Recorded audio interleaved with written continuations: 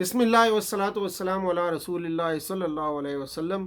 سورہ آج کی آیات 77 سے 78 کا پیغام لیے آپ کی خدمت میں حاضر ہیں۔ ارشاد باری تعالیٰ اعوذ باللہ من الشیطان الرجیم، بسم اللہ الرحمن الرحیم۔ یا ایہا الذین آمنوا ارکعوا واسجدوا وَاعْبُدُوا رَبَّكُمْ وَافْعَلُوا الْخَيْرَ لَعَلَّكُمْ تُفْلِحُونَ۔ آیات سجدہ ہیں، سجدہ ادا کیجئے۔ تو یہ خاتمہ صورت کی آیات ہیں۔ اس سے پہلے کفار قریش کو غدار اور خائن ثابت کر کے وراثت ابراہیمی اور تولیت بیت اللہ کے لیے ان کو بالکل نااہل قرار دے دیا گیا، اور ساتھ ہی یہ اشارہ بھی فرما دیا گیا کہ اس کی تولید کے لیے اصلی اقدار یہ مسلمان ہیں جو وہاں سے نکالے گئے ہیں، اور ان کو یہ اجازت بھی دے دی گئی کہ وہ بیت اللہ کی آزادی اور تطہیر کے لیے جہاد کا حق رکھتے ہیں۔ اب آگے کی آیات میں مسلمانوں کو ہدایات دی جا رہی ہیں جو اس عظیم ذمہ داری کے تقاضوں سے عہدہ برا ہونے کے لیے انتہائی ضروری ہے۔ ان دو آیات میں ایک پورا منہاج امت مسلمہ کے سامنے رکھ دیا گیا ہے، وہ فرائض اور تقاضے بھی رکھ دیے گئے ہیں جو اس منہاج اور نظام کے ساتھ لازمی شرط کی طرح لگے ہوئے ہیں۔ بتایا گیا کہ جب ماضی اور حال میں اس منہاج اور نظام کو اللہ کی مرضی کے مطابق قائم کر دیا گیا تو اس کی جڑیں کہاں تک پھیل گئیں۔ یہاں اب اس منصب امامت کے تقاضے بیان ہو رہے ہیں جس کی مومنوں کو بشارت دی گئی ہے۔ یہ منصب ایک عظیم سرفرازی بھی ہے اور ایک عظیم ذمہ داری بھی ہے۔ اس وجہ سے اہل ایمان کو سب سے پہلے رکوع و سجود کا حکم دیا جاتا ہے۔ رکوع و سجود اسلام کے ممتاز ترین عبادت کے ممتاز ترین بنیادی ارکان ہیں۔ رکوع و سجود نماز کی تعبیر ہے، اور ان لفظوں سے جب نماز کی تعبیر کی جاتی ہے تو اس سے صرف موقت نمازیں ہی مراد نہیں ہوتیں، بلکہ یہ نمازوں کے اندر شغف اور انہماک کی طرف بھی اشارہ کرتے ہیں، اور خاص طور پر ان سے تہجد کی نمازیں مراد ہوتی ہیں جن کا اہتمام عظیم ذمہ داریوں کا اہل بننے کے لیے ضروری ہے۔ یہ منصب چونکہ سرفرازی اور ذمہ داری دونوں کا ہے، اس لیے شکر گزاری کے پہلو سے بھی نماز کی ادائیت ہوئی، اور آنے والی ذمہ داری کا اہل بننے کے پہلو سے بھی نماز کی ادائیت ہوئی۔ وَاعْبُدُوا رَبَّكُمْ، یہ خاص کے بعد عام کا ذکر ہے، یعنی ممتاز ترین عبادت کے ممتاز ترین ارکان کے بعد ایک عام حکم جو پوری زندگی کو اپنی لپیٹ میں لے لیتا ہے۔ بندگی نماز سے زیادہ جامع ہے کیونکہ عبادت میں فرائض بھی شامل ہیں، اور ہر وہ عمل شامل ہے جس کے بارے میں اللہ کا کوئی حکم ہے اور اللہ کی رضامندی کے لیے اس کی تعمیل ہو۔ اسی طرح انسانی زندگی کے تمام حرکات کو عبادت میں تبدیل کیا جا سکتا ہے اگر یہ حرکات اللہ کی رضامندی کی نیت سے کی جائیں، یعنی محض نیت سے ہر چیز عبادت بن سکتی ہے، اور محض نیت ہی سے خالص عبادت کھیل بن سکتی ہے۔ وَافْعَلُوا الْخَيْرَ، یہ اس سے بھی زیادہ عام ہے، یعنی مزید نیکیاں اور بلائیاں بھی کرو، یعنی اسلام خیر ہی خیر ہے۔ اچھائی کے کام اسلامی نظامی زندگی ہے، تمام اچھائی کے کام اسلامی نظام زندگی ہے۔ یہ ان نیکیوں اور بلائیوں کی طرف اشارہ ہے جن کا درجہ اگرچہ فرائض اور اوامر کا نہیں ہے، لیکن وہ فضائل و مکارم میں داخل ہیں، اور زندگی کو سنوارنے میں ان کو بڑا دخل ہے۔ نماز بندگی اور خیر کا خلاصہ ہے۔ اسلامی نظام کا خیر جو ہے اسلامی نظام کا خلاصہ ہے، خیر خلاصہ ہے اسلامی نماز کا۔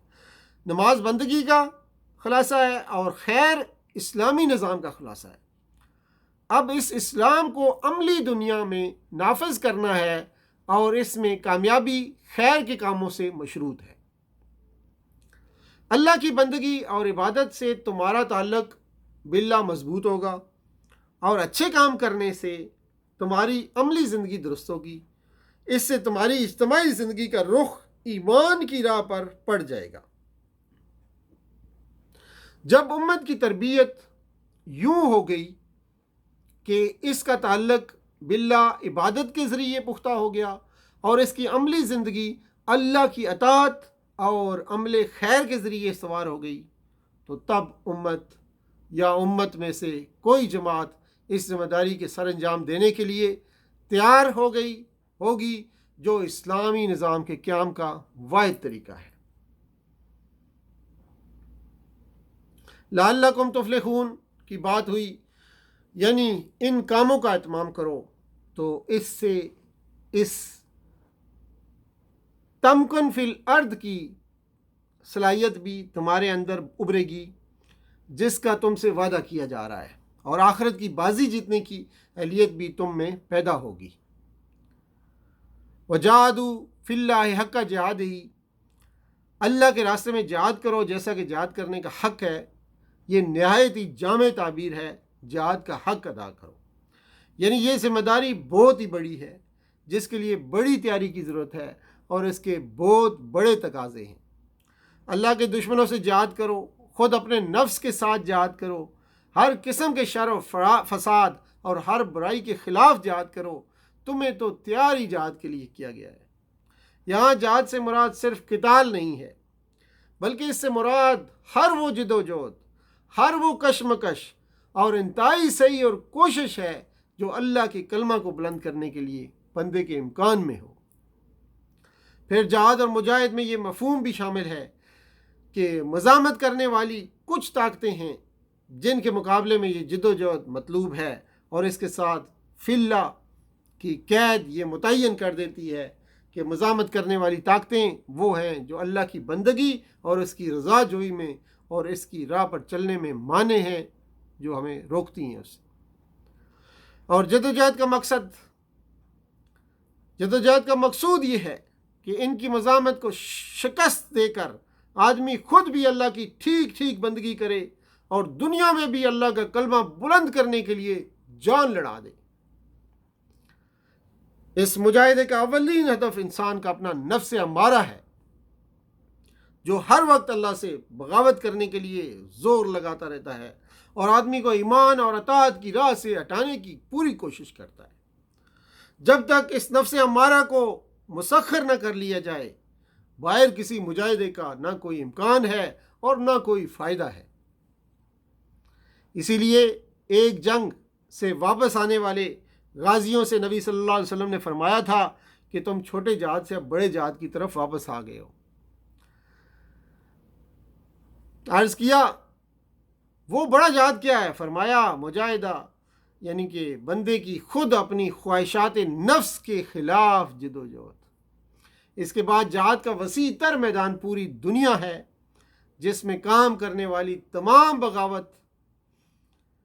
بغاوت کش اور بغاوت آموز اور بغاوت انگیز طاقتوں کے خلاف دل اور دماغ اور جسم مال کی ساری قوتوں کے ساتھ صحیح جد و جہد کرنا وہ حق جہاد ہے جسے ادا کرنے کا یہاں مطالبہ کیا جا رہا ہے۔ فی اللہ میں مضاف مخصوف ہے، یعنی فی سبیل اللہ، اور حق کا جہاد ہی سے مقصود یہ تنبیہ ہے کہ یہ جد و جہد نیم دلی اور کمزوری کے ساتھ مطلوب نہیں ہے، بلکہ اس کے لیے جان کی بازی لگا دی جائے۔ هو اجتباکم وما جعل علیکم فی الدین من حرج، اس نے تمہیں چنا ہے، یعنی جو اللہ تم سے اس جہاد کا مطالبہ کر رہا ہے وہی ہے جس نے اپنے دین کامل کی عظیم امانت کا حامل بنانے کے لیے تمہارا انتخاب کیا ہے۔ تو اس انتخاب کی لاج رکھو اور قوموں کی امانت کے اس منصب کی ذمہ داریوں کو پورے عزم و جزم کے ساتھ سنبھالو، یعنی جب اس نے تمہیں چنا ہے تو تمہاری ذمہ داری دوسروں کے مقابلے میں بڑھ گئی ہے۔ اب استعفا اور فرار کی کوئی راہ باقی نہیں رہی ہے۔ یہ تو اس امت کے لیے اللہ کی طرف سے اکرام ہے، چاہے ہم اللہ کا شکر ادا کریں،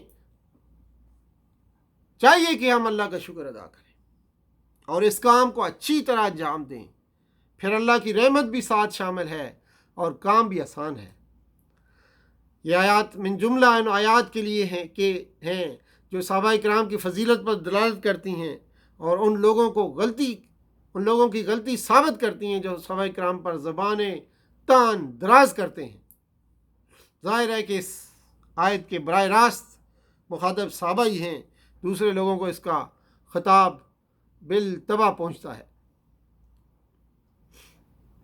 یعنی اس دین میں تمہارے اوپر اس طرح کی قیدیں اور پابندیاں نہیں ہیں جیسے کہ یہود پر تھیں۔ تمہاری زندگی کو ان بے جا قیود سے آزاد کر دیا گیا ہے جو پچھلی امتوں کے فقیوں، فریسیوں اور پاپاؤں نے عائد کر دی تھیں۔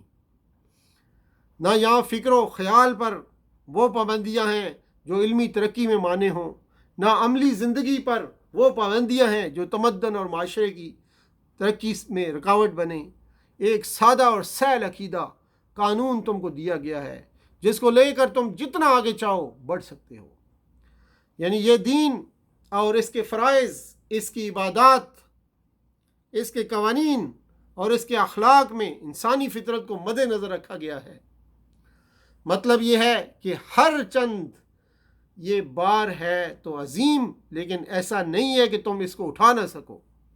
ملت ابیکم ابراہیم، یعنی یہ تمہارے باپ ابراہیم علیہ السلام کی ملت ہے۔ تو باپ کی ملت سے زیادہ اولاد کے لیے اور کون سی ملت مطلوب اور محبوب ہو سکتی ہے؟ یہ دین تو توحید کا سرچشمہ ہے، اس کا سرا حضرت ابراہیم علیہ السلام سے جا ملتا ہے اور اس کی جڑیں زمین میں بہت ہی گہری ہیں، اس کی تاریخ میں کوئی خلا نہیں ہے۔ اس کا نام بھی بڑا تاریخی ہے کہ حضرت ابراہیم علیہ السلام نے تمہیں مسلمان کا نام دیا ہے اور اس ملت کا نام ملت اسلامیہ رکھا ہے۔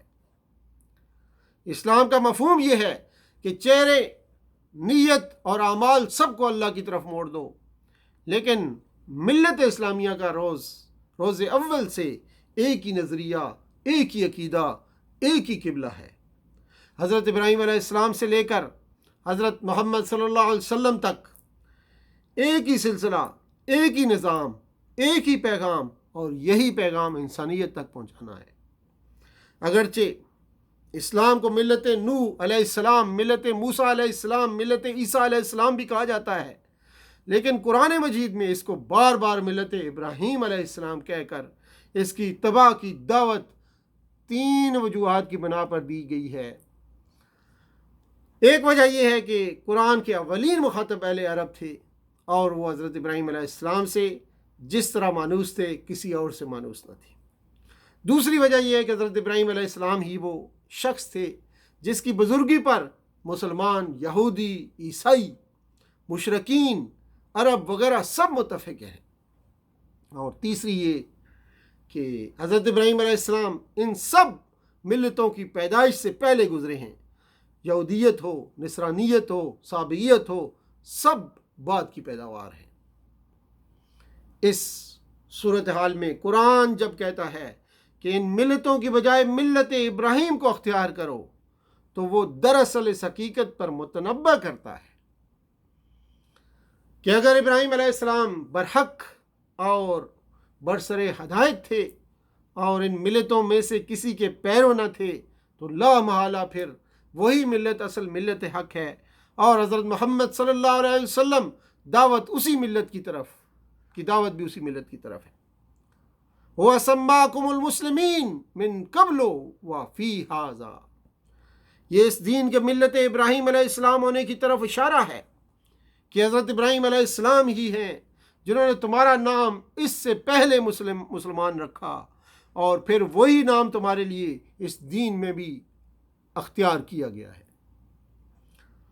مدعا یہ ہے کہ اس ملت حق کے ماننے والے پہلے بھی ابراہیمی، موسوی، نوحی، مسیح وغیرہ نہیں کہلاتے تھے، بلکہ ان کا نام مسلم تھا، اور آج بھی وہ محمدی نہیں ہیں بلکہ ان کا نام مسلم ہے۔ لِيَكُونَ الرَّسُولُ شَهِيدًا عَلَيْكُمْ وَتَكُونُوا شُهَدَاءَ عَلَى النَّاسِ، تاکہ رسول تم پر گواہ ہو اور تم لوگوں پر گواہ ہو۔ رسول امت پر گواہ ہے، یعنی وہ اس کے لیے نظام وضع کرے گا، صحیح و غلط اور نیک و بد کی تمیز سکھائے گا، اور یہی فریضہ یہ امت دوسرے لوگوں کے حوالے سے ادا کرے گی۔ یہ امت گویا پوری انسانیت کی نگران ہے۔ اس امت کی شرعی قدریں اس کا تقاضا کرتی ہیں کہ اس کی تربیت، اس کی سوچ بھی اسی لائن پر رہے۔ یہ امت مسلمہ نہ ہوگی اگر وہ تمام انسانیت کی نگرانی نہ کرے گی اور اپنا اصلی فریضہ ادا نہ کرے گی۔ امت مسلمہ نے جب تک اسلامی نظام زندگی کو اپنے ہاں اپنی زندگیوں میں نافذ کیے رکھا، وہ پوری امت کی نگران رہی۔ مگر جب اس امت نے شریعت کے نظام سے انحراف کیا اور اپنے فرائض ادا کرنے ترک کر دیے، تو اللہ نے اسے مقام قیادت سے ہٹا کر دوسروں کا دم چھلا بنا دیا، اور اب وہ ایسے ہی رہے گی جب تک وہ اسلامی نظام کا حامل نہیں ہوتی۔ یہ اس انتخاب کا مقصد بیان ہوا ہے کہ اللہ نے تمہارا انتخاب سب کو معزول کر کے اس لیے فرمایا ہے کہ جس طرح اللہ کا رسول تم پر اللہ کے دین کی گواہی دے رہا ہے، اسی طرح اب تم قیامت تک خلق پر اللہ کے دین کی گواہی دینے والے بنو گے۔ یہی تمہارے وجود کا مقصد اور تمہارے اصطفاء اور اجتباء کا مقصود اصلی ہے۔ فَأَقِیمُوا الصَّلَاةَ وَآتُوا الزَّکَاةَ وَاعْتَصِمُوا بِاللَّهِ وَهُوَ مَوْلَاکُمْ نِعْمَ الْمَوْلَىٰ وَنِعْمَ النَّصِيرُ۔ یہ امت شہادت علی الناس کا یہ فریضہ تب تک ادا نہیں کر سکتی جب تک اس کے لیے تیاری نہ کرے، اور یہ اس کے لیے تیاری کا نسخہ اللہ تعالیٰ نے یہاں بتا دیا ہے۔ ان آیات کا آغاز بھی نماز سے ہوا تھا، اب نماز اور زکوٰۃ کے اتمام کی ہدایت ہی پر یہ سورہ ختم ہو رہی ہے۔ انہی دو ستونوں پر پورے دین کی عمارت قائم ہے۔ اس وجہ سے جب تک ان دونوں کا اتمام باقی رہے گا، دین باقی رہے گا، اور ان کا اتمام ختم ہونے سے دین بھی ختم اور منہدم ہو جائے گا۔ نماز ایک فانی اور کمزور انسان کا رابطہ اس ذات سے استوار کرتی ہے جو بہت ہی قوی ہے اور مقتدر قوت ہے۔ اس رابطے کے بعد انسان کمزور نہیں رہتا۔ زکوٰۃ امت مسلمہ اور جماعت مسلمہ کے افراد کے درمیان صلہ رحمی کا قیام ہے۔ حاجات اور ضروریات میں افراد جماعت کی کفالت کا انتظام ہے، اور اللہ پر بھروسہ وہ مضبوط رسی ہے جس کو کبھی ہاتھ سے نہ چھوڑنا چاہیے۔ یاد رہے کہ یہ رسی بہت ہی مضبوط ہے، ٹوٹ نہیں سکتی، البتہ چھوٹ سکتی ہے۔ وَاعْتَصِمُوا بِاللَّهِ وَاعْتَصِمُوا بِاللَّهِ اور وَاعْتَصِمُوا بِحَبْلِ اللَّهِ کے مفہوم میں کوئی فرق نہیں ہے۔ یہ ان مشکلات کا مداوع بتایا گیا ہے جو شہادت حق کی راہ میں پیش آئیں گی، کہ پورے عزم کے ساتھ اپنے موقف پر ڈٹے رہو، اپنے رب کو یاد رکھو، اس کی کتاب کو مضبوطی کے ساتھ پکڑو، اس کی مدد پر پورا بھروسہ رکھو، اور بہترین مولا اور بہترین مددگار ہے۔ یہ وہ سامان جنگ جن کے ذریعے سے امت وہ فریضہ شہادت علی الناس ادا کر سکتی ہے جس کے لیے اسے اٹھایا گیا ہے۔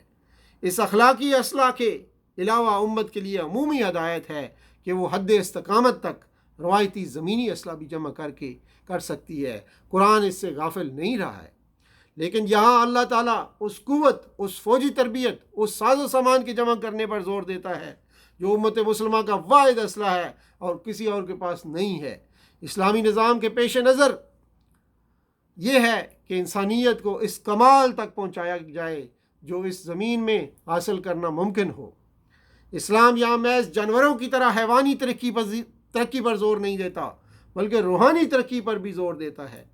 انسانیت کی بلند اقدار انسان کی مادی ضروریات کو بھی پیش نظر رکھتی ہیں، لیکن وہ اپنی سرگرمیوں کو صرف مادی ضروریات تک محدود نہیں رکھتی، اور یہی اسلام کا امت مسلمہ سے مطالبہ ہے کہ دنیا کی قیادت اسلام کے جامع نظام کی روشنی میں کی جائے۔